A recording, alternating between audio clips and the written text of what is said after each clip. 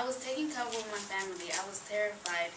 We were all hidden in a little room, making sure that the bullets and grenades being thrown wouldn't reach us. The cattle, the horse, the dogs, and our cows were all uncontrollable. I was pregnant while the war was going on. The soldiers would come to our house, demand us to make them food. I was too pregnant to move. What could I do? My feet were sore, my back was killing me, but they threatened us.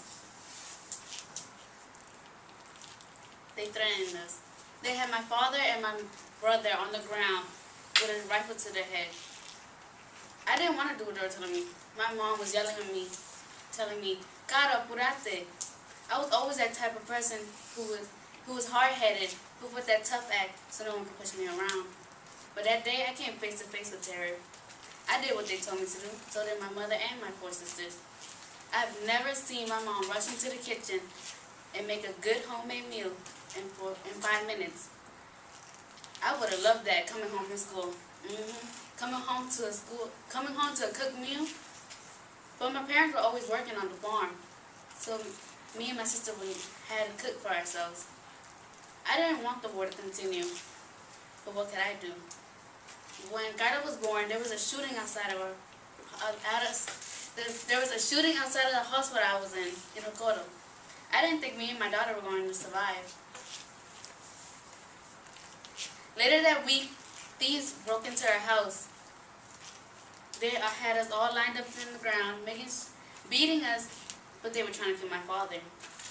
The only thing that kept my father alive was when your tia Paula unmasked one of the thieves and realized it was one of our close family friends. Carla, your older sister, she was almost killed by a machete. There was too much violence going on.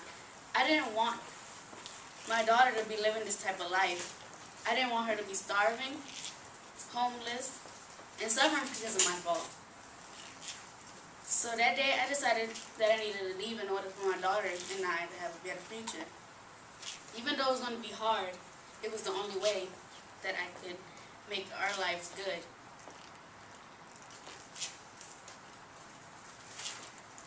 I wanted to bring my daughter, have a family, have more kids, and just be happy, I wanted a better life. I was living the hard life. I was 16. I